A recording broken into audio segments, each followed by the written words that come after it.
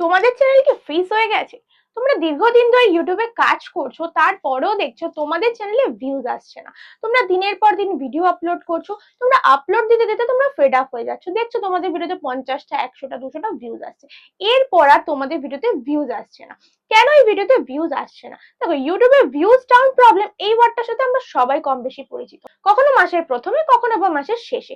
এই views down problem কিন্তু সবসময় লেগে থাকে, কিন্তু তোমার চ্যানেল ফ্রিজ হয়ে যায়নি তো, সেটা তোমরা বুঝবে কি করে? ইভেন তোমাদের এই যে ফ্রিজ হয়ে যাচ্ছে, সেটা কি কারণে ফ্রিজ হয়ে যাচ্ছে, সেটাই কিন্তু আজকে তোমাদের সাথে আলোচনা করব। তো উইদাউট স্কিপ কিন্তু পুরো ভিডিওটা দেখতে থেকো। Hello friends, welcome back to my channel Bengali tech time. আমি রিয়া। তোমাদেরকে যেটা বলছিলাম যে ইউটিউব চ্যানেল ফ্রিজ হয়ে যাবে, এই ফ্রিজ ওয়ার্ডের সাথে আমরা যারা ইউটিউবে কাজ করি কম বেশি অনেকেই পরিচিত। ইভেন তোমাদের এই যে ফ্রিজ হয়ে যাচ্ছে, সেটা কি কারণে ফ্রিজ হয়ে যাচ্ছে, সেটাই কিন্তু আজকে তোমাদের সাথে আলোচনা করব।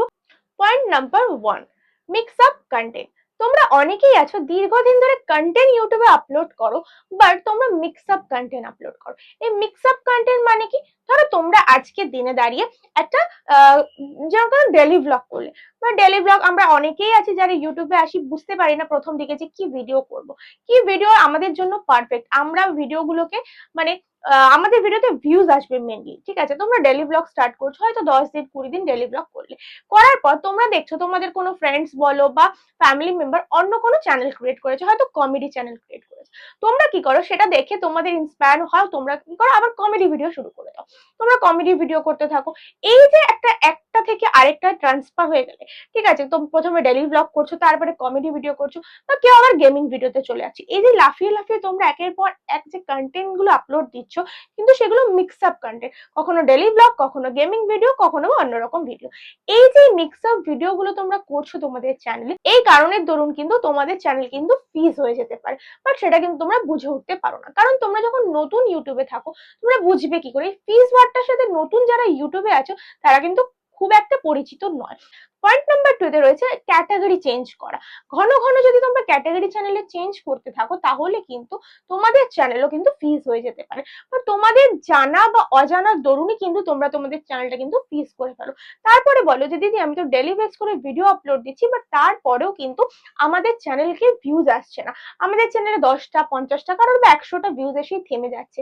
তো এই ছোট ছোট কারণগুলো কিন্তু তোমাদের কাছে ক্লিয়ার না, যে তোমরা হয়তো ভাবছো যে তোমরা তো ডেলি ব্লগ করছো বা ডেলি ভিডিও আপলোড দিচ্ছ, তারপরও ভিডিওতে ভিউজ আসছে না। দেখো, এই কারণগুলোই কিন্তু মেন কারণ, যেটা আমরা প্রথম থেকে বুঝতে পারি না। যারা নতুন চ্যানেল তো ক্রিয়েট করে ফেলি, আমরা কারোকে ভালো লাগে বা কাউকে দেখে ইন্সপায়ার হয়ে আমরা একটা ইউটিউব চ্যানেল ক্রিয়েট করি, তারপরে কিন্তু বুঝতে পারি না যে কোনটা আমাদের জন্য সঠিক। তো সবসময় আগে কিন্তু আমি তোমাদেরকে বলবো, সঠিক একটা চ্যানেলে ক্যাটাগরি তৈরি করো, বা সঠিক ভাবনা ভেবে নাও যে তোমরা কি ক্যাটাগরির উপর বেস করে ভিডিও করবে। মেন লক্ষ্যটা তোমাদেরকে রাখতে হবে। আজকে যদি তুমি মনে করে থাকো যে তুমি ডেলি ব্লগ করবে, তো আমি বলবো যে প্রতিটা দিন তুমি ডেলি ব্লগ করো, বা অল্টারনেটিভ ডে অনুযায়ী ডেলি ব্লগ করো। ওকে, চলো পয়েন্ট নাম্বার 3। তোমরা কি করো, প্রথম দিকে যে ডেলি ব্লগ করছো বা কমেডি ভিডিও করছো বা কেউ গেমিং ভিডিও করছো, হয়তো ভিডিওগুলো আপলোড দিলে, আপলোড দেওয়ার পর দেখছো যে এগুলোর থেকে তোমার ডেলি ব্লগ বা ভিডিও তুমি যখন প্রথমে দিলে, তাহলে কমেডি ভিডিওতে ভিউজ বেশি এলো। তুমি কি করলে, ডেলি ব্লগ থেকে ভিডিও ডিলিট করে দিলে। প্রথম প্রথম প্রায় যে 20 দিন ভিডিও তুমি দিলে, প্রথম যে 20টা দিন ভিডিও দিলে, সেই 20 দিন তুমি ভিডিও ডিলিট করে দিলে।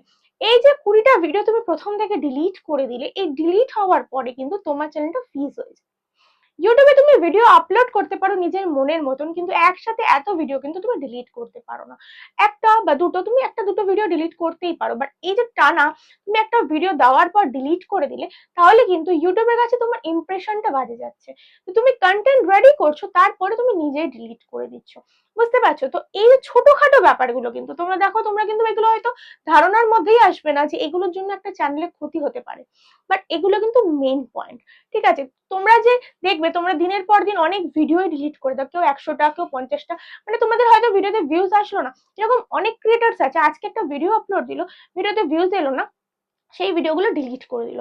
কারোর বা 100টার নিচে ভিউজ থাকলে ভিডিওগুলো ডিলিট করে দেয়। না, আমরা কিন্তু প্রথমে ধাপে ধাপেই এগোবো, কেউ আমরা কিন্তু মিলিয়নে ভিউজ প্রথম দিন থেকেই নিয়ে আসতে পারবো না। প্রথমে 100টা ভিউজ আসলে, তারপর দিন 500টা আসবে, তারপর দিন 1000টা আসবে। এইভাবেই কিন্তু আমাদের ভিউজ গুলো ইনক্রিজ হয়।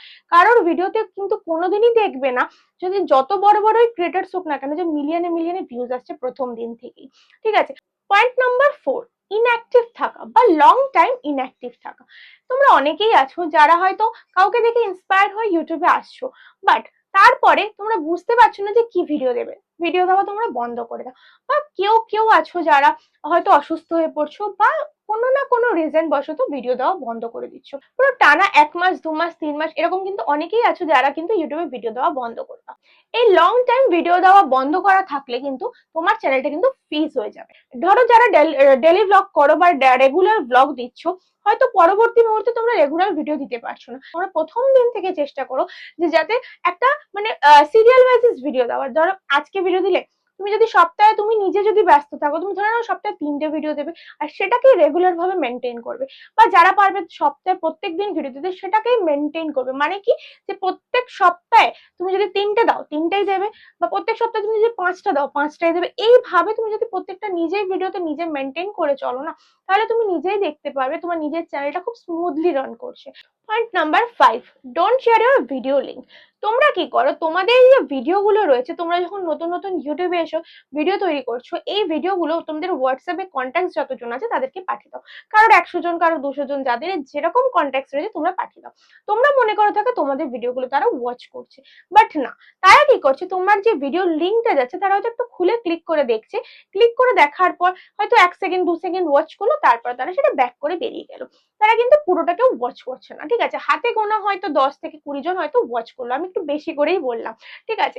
বাট এতজন কিন্তু কেউ ওয়াচ করে না, তোমার রিলেটিভ ছাড়া, তোমার খুব ক্লোজ পার্সন ছাড়া কিন্তু ভিডিওগুলো ওয়াচ কেউ করবে না। তো এই যে যারা একটুখানি দেখে বেরিয়ে চলে আসছে, সেই ক্ষেত্রে কিন্তু তোমার ভিডিওর ইমপ্রেশনটা খারাপ যাচ্ছে।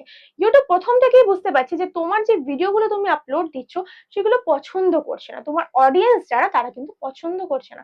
তো সেই কারণে কিন্তু তারা ব্যাক করে বেরিয়ে যাচ্ছে। ইউটিউবে কিন্তু মিনিমাম 3 মিনিট অব্দি যদি ভিডিও ওয়াচ করা যায়, তাহলে কিন্তু তোমার ভিডিও ইমপ্রেশনটা খুব ভালো পৌঁছাবে সবার কাছে। তো যারা যারা এই কাজটা করছো, এই যে শেয়ার করছো তোমাদের ভিডিও লিঙ্ক গুলো হোয়াটসঅ্যাপ ফেসবুকে, সেটা করা কিন্তু বন্ধ করে দাও। এটা যদি তুমি দীর্ঘদিন ধরে করতে থাকো, তাহলে কিন্তু তোমার চ্যানেল কিন্তু ফ্রিজ হয়ে যাবে। বুঝতে পারছো? তো এই 5টা পয়েন্ট আজকে তোমাদেরকে ভিডিওতে আমি শেয়ার করলাম। এই 5টা ভুল তোমরা যদি বন্ধ করো, তাহলেই কিন্তু তোমাদের চ্যানেল ফ্রিজ হওয়া থেকে কিন্তু তোমরা আটকাতে পারবে। আশা করছি পুরো ভিডিওটা তোমাদের জন্য ইনফরমেটিভ হয়েছে। ভিডিওটা ভালো লেগে থাকলে অবশ্যই একটা লাইক করে, ভিডিওতে কমেন্ট করে কিন্তু কেউ জানাতে ভুলো না। যারা যারা এখনো অবধি আমার চ্যানেলটা সাবস্ক্রাইব করেনি, প্লিজ চ্যানেলটা সাবস্ক্রাইব করে পাশে থাকা বেল নোটিফিকেশনটা অন করে দিও, যাতে নেক্সট কোনো ভিডিও আপলোড দিলে সবার আগে সেটা তোমাদের কাছে পৌঁছে যায়। চলো দেখা হচ্ছে নেক্সট কোনো ধামাকেদার কন্টেন্ট নিয়ে। ততক্ষণের জন্য ভালো থেকো, সুস্থ থেকো, টাটা।